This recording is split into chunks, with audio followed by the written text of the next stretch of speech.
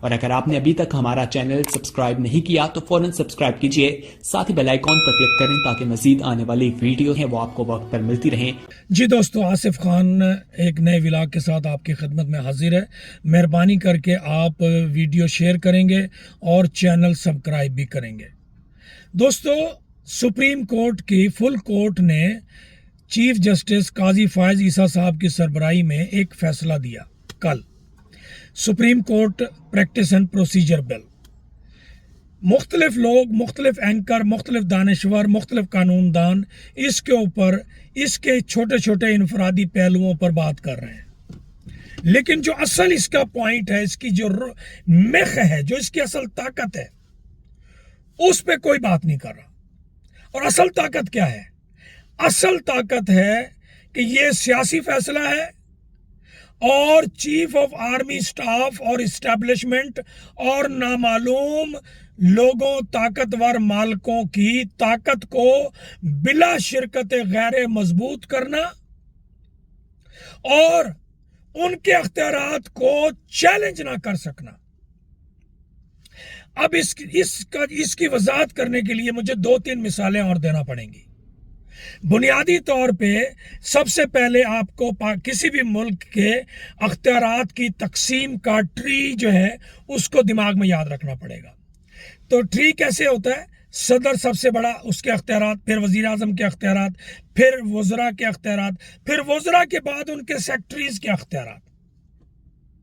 यहां तक बात समझ आ गई। अब अगली बात यह है कि इस ट्री के अंदर चीफ जस्टिस सुप्रीम कोर्ट को जबरदस्ती दबड़ घुसन्नी करके अपने मुफाद के लिए जर्नल साहबान ने, जिन्होंने मार्शल लगाया, परवेज मुशर्रफ साहब और उससे पहले एक और, उन्होंने दाखिल कर दिया। क्योंकि बुनियादी तौर पे ये ज़हन में रखें, जिस रियासत का लफ्ज आप रोजाना रियासत रियासत रियासत सुनते हैं ना जी, वो रियासत के मालिक अवाम है, लेकिन अवाम के टैक्सों पर पलने वाले सरकारी मुलाजमीन ने उस रियासत पे कब्जा कर लिया है। और जब अवाम के मुंतखब नुमाइंदों को रियासत की मलकियत की ओनरशिप से बाहर निकालना हो तो चीफ ऑफ आर्मी स्टाफ और नामालूम मालिक अदलिया की मदद से यह काम अंजाम देते हैं। और कभी कभी अदलिया इसकी वजह से अपने लिए कुछ ज्यादा मांगना शुरू कर देती है। कभी कभी इफ्तिखार चौधरी की शक्ल में मांगना शुरू कर देती है, साकिब निसार की शक्ल में मांगना शुरू कर देती है, या थोड़ा बहुत अता बंदियाल की शक्ल में भी मफादात मांगती है कि भाई हमें तो दे दो ना, हम आपके साथ हैं, हम आपके गैर कानूनी अहकामात को कानूनी बनाते हैं। ठीक है, यहां तक बात समझ आ गई। तो सबसे पहले चीफ ऑफ आर्मी स्टाफ साहबान ने जितने भी गुजरे हैं, उन्होंने पहले, क्योंकि सदर उनका अपना होता था, तो सारे अख्तियारात सदर में मुंतकिल कर दिए थे 18वीं तरमीम के जरिए से। लेकिन फिर जब उन जरदारी आ गए, जरदारी से पहले थोड़ा सा, और जरदारी साहब, तो उनको समझ लगी, तो उन्होंने आसिफ जरदारी से खुद अख्तियारात छीने, जिसके जरिए उनके मुंह में अल्फाज डाले गए कि मैं बड़ा डेमोक्रेटिक सदर हूं, मैंने अपने अख्तियारात छोड़ दिए। ओ भाई, छोड़े नहीं, छुड़वाए गए, ताकि सदर का जो ओहदा है उसको होम्योपैथिक बनाया जाए, बेजरर बनाया जाए, उसके हाथ में कुछ भी ना हो। ठीक है जी। फिर सुप्रीम कोर्ट के जरिए से, इफ्तिखार चौधरी के जरिए से वजीर आजम के अख्तियारात के ऊपर डाका मारा गया और वजीर आजम के बारे में मुकदमा सुन के कहा गया कि वजीर आजम अकेला कुछ भी नहीं है, उसके साथ काबीना है। ठीक है। और पार्लियामेंट को बेतौकीर किया गया। एक कर्नल साहब 350 या 60 जितने भी मेंबरान हैं उनको सबको मैनेज कर लेता है, अपनी मर्जी का इलेक्शन करवा के, अपनी मर्जी के लोगों को जीत और हार की लिस्ट जारी करवा के एक कर्नल के जरिए से पूरी कौमी असेंबली को मैनेज करना। اب آپ سوچیں ذرا، صدر کے اختیارات ختم، وزیر اعظم کے اختیارات کمزور اور کابینہ کے ساتھ شامل، نہ کابینہ میں اپنے بندے داخل کر دینا اور وزیر اعظم کو محتاج کر دینا۔ اب ایک چیف جسٹس رہ گیا تھا جس کے پاس اپنے ادارے کا بلا شرکت غیر سربراہی تھی۔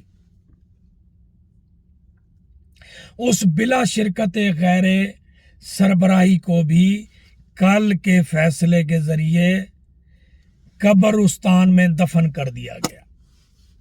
2 آدمی اس کے ساتھ اور لگا دیے گئے، اور اب ساری عمر قاضی فائز عیسیٰ صاحب کے منہ میں یہ لفظ ڈالے جائیں گے جو پچھلے مقدمے میں وہ بولتے رہے ہیں کہ جناب میں اپنے اختیارات دینا ہوں تو آپ کو کیا اعتراض ہے، مجھے اپنے اختیارات نہیں چاہیے تو آپ کو کیا اعتراض ہے، میں 2 لوگوں کو شامل کر رہا ہوں تو آپ کو کیا اعتراض ہے۔ اب وہ اپنے آپ کو زیادہ ڈیموکریٹک، حالانکہ یہ الفاظ ان کے منہ میں ٹھونسے گئے ہیں کہ تم نے اب ساری عمر ان الفاظوں کے ذریعے جینا ہے اور وہ ساری عمر جیتے رہیں گے انہی الفاظ کے ذریعے سے۔ تو اب بنیادی طور پہ ایک صدر کے اختیارات ختم، وزیر اعظم کے ساتھ کابینہ شامل اختیارات ختم، اور چیف جسٹس سپریم کورٹ کے اختیارات تھے وہ بھی ختم کر دیے گئے۔ ٹھیک ہے جی، تو ایک تو یہ فیصلے کی ایک کڑی اس میں یہ شامل ہو گئی۔ اب اگلی کڑی پہ وضاحت کرتا ہوں، ٹھیک ہے جی، اس پہ ذرا غور کریں تو آپ کو سمجھ آ جائے گی جی۔ تو اگلی کڑی بھی سن لیں آپ۔ اگلا فیصلہ سپریم کورٹ کے کسی بھی فیصلے پہ 184 کے تحت اپیل نہیں ہو سکتی تھی، تو ہمارے مالکوں نے اور نامعلوم طاقتوروں نے اس میں تبدیلی کروائی تاکہ بوقت ضرورت اپیل کی گنجائش پیدا کر کے جب چاہیں جس فیصلے کو تبدیل کروا سکیں۔ اب آپ کو سمجھ آ گئی؟ یعنی کہ چیف آف آرمی سٹاف کے مقابلے میں صدر کے اختیارات ختم، وزیر اعظم کے اختیارات ختم، چیف جسٹس کے اختیارات ختم، اور اب اگر عدلیہ سے کسی فیصلے پر دوبارہ نیا فیصلہ لینا ہو، ایک فیصلے کے بعد اس کو تبدیل کروانا ہو، ٹرن آؤٹ کروانا ہو، تو اس میں اپیل ڈلوا دی۔ اب اس اپیل سے فیصلے سے ایک فائدہ ہونا تھا، وہ ہونا تھا نواز شریف کو۔ اس کے اوپر جب 10 اور 5 ججز اس کو مان رہے ہیں پروسیجر اور پریکٹس بل کو، پھر آگے جا کے یہ تبدیل کیوں جاتے ہیں نمبر، آگے 9-6 ہو گئے اور پھر 8-7 ہو گئے، اور جس میں چیف جسٹس صاحب نواز شریف کو فائدہ دینا چاہتے تھے وہاں چیف جسٹس صاحب فائدہ دینا چاہتے ہیں ان کی تعداد 7 ہو گئی، اور جو نہیں دینا چاہتے ان کی تعداد 8 ہو گئی۔ اس کا مطلب یہ ہوا کہ chief of army staff establishment نامعلوم، صدر کے اختیارات ختم کروا چکے، پارلیمنٹ کے اختیارات ختم کروا چکے، وزیر اعظم کابینہ کے اختیارات ختم کروا چکے، چیف جسٹس کے اختیارات ختم کروا چکے، اور ساری طاقت اب ان کے ہاتھ میں آ گئی۔ کیسے آ گئی؟ واپڈا کا سربراہ جنرل صاحب، نادرا کا سربراہ جنرل صاحب، نیب کا سربراہ جنرل صاحب، اور اگر آپ دوسرے محکموں کے سربراہ بھی دیکھیں گے تو ان میں بھی کہیں نہ کہیں فوج سے متعلقہ افسران موجود ہوں گے، اور وہ سارا ون مین شو، کیونکہ سپریم کورٹ میں شراکتی اختیار تو ہو گیا، صدر کا بھی شراکتی اختیار ہو گیا، دوسرے لوگ شراکت کریں اس میں استعمال کریں، وزیر اعظم میں بھی شراکت کریں، لیکن چیف آف آرمی سٹاف کی کمان جو ہے وہ صرف ایک آدمی کے ہاتھ میں رہے گی اور وہی طاقت کا استعمال کرے گا۔ یہ پوائنٹ آپ نے سمجھنا ہے، یہاں پوائنٹ آپ کو سمجھ آ گیا ہوگا، ٹھیک ہے جی۔ ہو سکتا ہے میری بات بہت کم لوگ سنیں، مجھے اس پہ کوئی نہیں، لیکن میں تاریخ میں اس فیصلے کو اس حوالے سے زندہ رکھنا چاہتا ہوں تاکہ آنے والے وقت میں لوگوں کو بتا سکوں کہ یہ فیصلہ सुप्रीम कोर्ट के अख्तियारात की बर्बादी, अपने हाथों से अपना कत्ल करने के मुतरादिफ है। और फिर इसका सिला वही लेंगे जैसे आसिफ जरदारी, मैंने अपने अख्तियारात दे दिए थे। अब काजी फैज ईसा साहब कब्र में मरने तक यही कहते रहेंगे, मैंने अपने अख्तियारात दे दिए। मैं और भाई लिए गए, अगर आपने खुद दिए होते तो आपका फैसला जो नवाज शरीफ के बारे में है वो भी 10 और 5 का होता, वहां पर 8 और 7 क्यों हो गए? इसका मतलब है आपसे अख्तियारात लिए गए। और जो इसका तीसरा जो पहलू है, पहला सुप्रीम कोर्ट के अख्तियारात में कमी, दूसरा सुप्रीम कोर्ट के होने वाले फैसलों को बदलवाने के लिए अपील की शिक, अब तीसरा जो इस फैसले का हिस्सा है वो बड़ा इंपॉर्टेंट है कि तजर्बाकार और कभी कभी अपनी बात करने वाले सियासतदानों को सियासत से आउट करना, और नवाज शरीफ को उन्होंने आउट कर दिया। ठीक है जी, नवाज शरीफ जो हैं उनका पता काट दिया कि भाईजान अब आपकी हमें जरूरत नहीं है, शहबाज शरीफ, अनवर काकड़ जैसे लोग हमें चाहिए। हम चीफ ऑफ आर्मी स्टाफ के अख्तियारात में किसी की हिस्सेदारी नहीं दे सकते, नहीं कर सकते। बाकी तमाम लोग चीफ ऑफ आर्मी स्टाफ के अख्तियार के नीचे रहकर काम करें, नौकरी करें, तनख्वाह लें तो ठीक है, वरना अपने घर जाओ।